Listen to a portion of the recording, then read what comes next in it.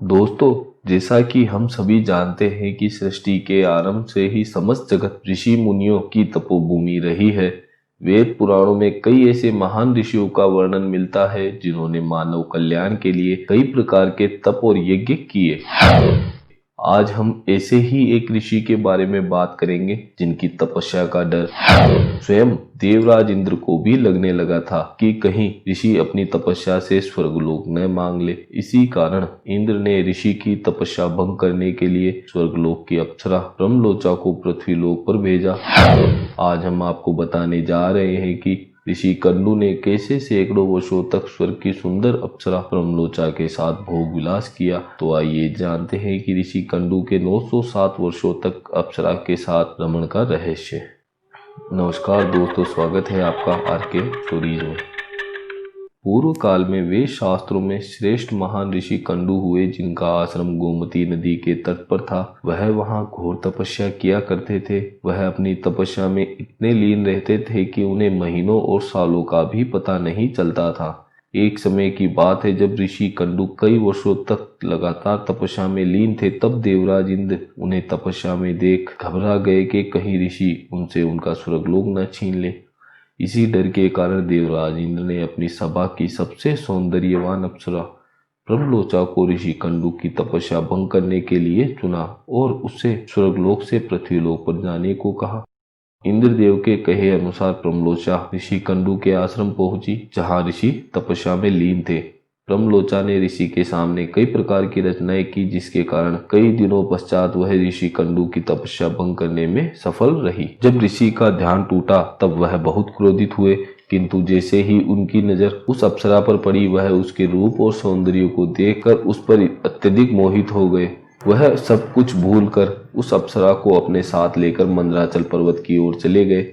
वहां पर ऋषि कंडू उस अप्सरा के सौंदर्य में इतना खो गए कि उन्हें कई वर्षों का भी पता नहीं चला। 100 वर्ष बीत जाने के पश्चात एक दिन ब्रह्मलोचा ने कहा, हे मुनि, अब मैं स्वर्ग को जाना चाहती हूँ। अगर आप खुशी खुशी मुझे जाने की आज्ञा दे तो मैं चली जाऊं। ब्रह्मलोचा से जाने की बात सुनते ही ऋषि ने कहा, हे प्रिय, थोड़े दिन और रुक जाओ, फिर चली जाना। ऐसा सुनकर ब्रह्मलोचा ने कुछ नहीं कहा। फिर समय बीतता गया। जब 100 वर्ष और ऋषि के साथ भोग विलास करने के पश्चात ब्रह्मलोचा ने ऋषि से कहा, हे मुनि, अब आपकी आज्ञा हो तो मैं स्वर्गलोक चली जाऊं। उस पर ऋषि ने कहा, ठहरो, अभी इतनी जल्दी भी क्या है। फिर कभी जब भी ब्रह्मलोचा ऋषि से जाने की बात कहती तो ऋषि कंडू कहते कि चली जाना प्रिय, अभी इतनी जल्दी भी क्या है। ब्रह्मलोचा मुनि के शाप से भयभीत होने के कारण अप्सरा ने उन्हें छोड़ा नहीं। रमण करते करते दोनों के मध्य इतना प्रेम बढ़ गया कि ऋषि भी काम वासना में लिप्त होकर पूजा पाठ भूल गए। इस प्रकार समय बीतता गया। एक दिन ऋषि कंडू साय के समय शीघ्रता से अपनी कुटिया से निकले।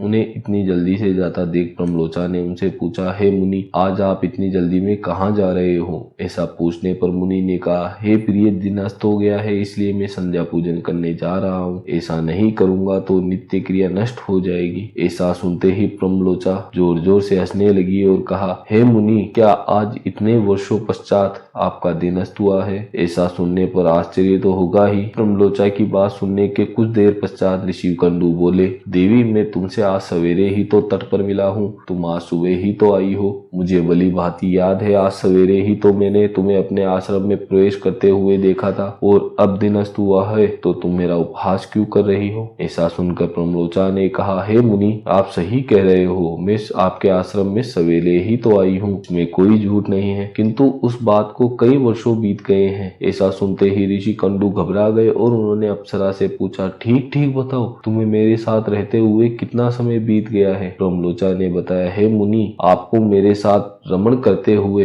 907 वर्ष 6 माह और 3 दिन बीत चुके हैं। ऐसा सुनते ही ऋषि आश्चर्यचकित हो गए और बोले, हे प्रिय, तुम सत्य कह रही हो या मेरे साथ कोई उपहास कर रही हो। किंतु मुझे ऐसा लगता है कि मैं तुम्हारे साथ आज ही रहा हूँ। तब डरते हुए ब्रह्मलोचा ने कहा, हे मुनि, मैं आपसे झूठ कैसे बोल सकती हूँ, और वो भी ऐसे विशेष समय पर जब आप अपने धर्म का अनुसरण करने के लिए तत्पर होकर मुझसे पूछ रहे हो। फिर ऋषि ने क्रोध में आकर ब्रह्मलोचा से पूछा, अरे पापिनी, मैंने तेरा क्या बिगाड़ा था जो तुमने मेरी तपस्या भंग की। तब डरते हुए ब्रह्मलोचा ने कहा, हे प्रभु, इंद्रदेव ने अपने सिंहासन छिन जाने के डर से मुझे आपकी तपस्या भंग करने के लिए स्वर्गलोक से पृथ्वीलोक पर भेजा था।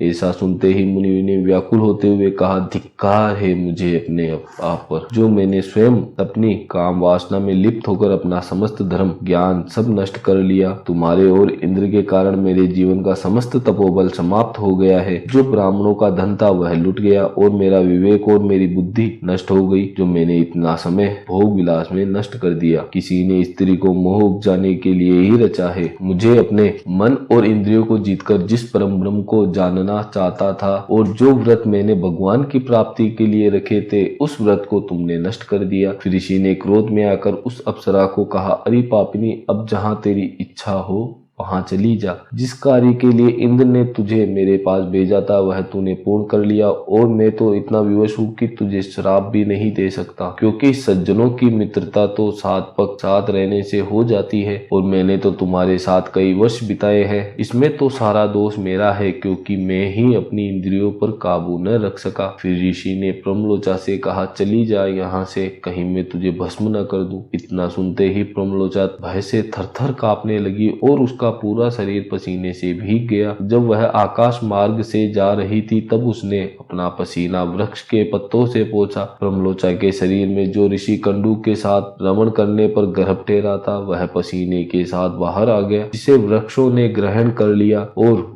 वायु ने उसे एकत्रित कर वह गर्भ वृक्षों में ही ठहरा दिया। वृक्षों में रहकर गर्भ सूर्य की किरणों से पोषित होने लगा। फिर समय पूरा होने के पश्चात उस वृक्ष से मारिशा नाम की कन्या उत्पन्न हुई, जो ऋषि कंडू, प्रमलोचा, सूर्य और वायु की पुत्री कहलाई।